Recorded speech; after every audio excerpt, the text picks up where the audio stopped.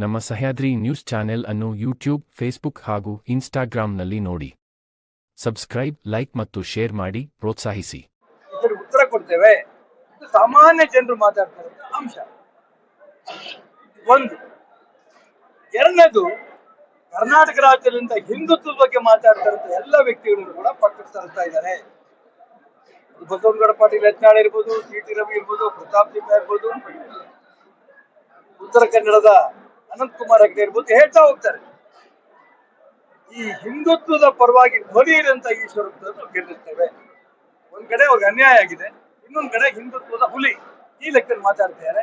ಈ ಲೆಕ್ಕದಲ್ಲಿ ನಾನು ಚುನಾವಣೆ ಗೆಲ್ತೀನಿ. ನಮ್ಗೆ 12ನೇ ತಾರೀಕು, ಏಪ್ರಿಲ್ 12ನೇ ತಾರೀಕು ಚುನಾವಣೆಗೆ ನಾಮಪತ್ರ ಸಲ್ಲಿಸಬೇಕು ಅಂತ ಈಗಾಗಲೇ ತೀರ್ಮಾನ ತಗೊಂಡಿದೆ.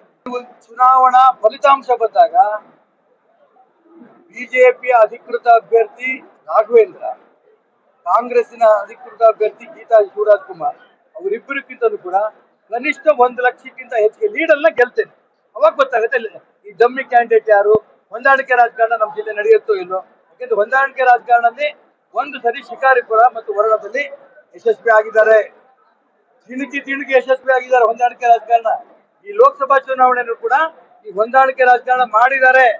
ಅದಕ್ಕೆ ಉತ್ತರ ಈ ಒಂದು ಲೋಕಸಭಾ ಕ್ಷೇತ್ರದಿಂದ ಈಶ್ವರಪ್ಪನ ಗೆಲ್ಲಿಸ್ತಾರೆ. ಇದು ನೋಡುವಂತೆ. ಈಗಲೇ ಇಲ್ಲರಿ, ಈಗಾಗಲೇ ಬರಕ್ ಶುರು ಆಗಿದೆ. ನಾಮಪತ್ರ ಶುರು ಮಾಡ್ತೀವಿ ಅಂತಂದು ಬರುತ್ತೆ. ನಾವ್ ಯಾವ ಕಾರಣಕ್ಕೂ ಚಿಂತೆ ಮಾಡಲ್ಲ. ನಾಮಪತ್ರ ಸಲ್ಲಿಸ್ತೀವಿ, ಚುನಾವಣೆಗೆ ಫೈಟ್ ಮಾಡ್ತೀವಿ, ಗೆಲ್ತೀವಿ. ದೊಡ್ಡವರು ಬೇರೆ ಬೇರೆ ಕಡೆಯಿಂದ ಮಾಡ್ತಾರೆ, ಮಾಡಬೇಡಿ. ಪಕ್ಷದ ಕಾರ್ಯಕರ್ತರು, ಹಿತೈಷಿಗಳು, ಹಿಂದುತ್ವವಾದಿಗಳು ಯಾವ ಕಾರಣಕ್ಕೂ ವಾಪಸ್ ತಗೋಬೇಡಿ, ನಿಲ್ಲೇಬೇಕು ಅಂತ ಹೇಳ್ತಾರೆ. ನಿಲ್ಲೇಬೇಕು ಅಂತ ಸಾಮಾನ್ಯ ಜನರು ಹೇಳ್ತಿರ್ಬೇಕಾದ್ರೆ ಸಾಮಾನ್ಯ ಜನರ ಮಾತಿ ನಾನು ಬೆಲೆ ಕೊಡ್ತೀನಿ.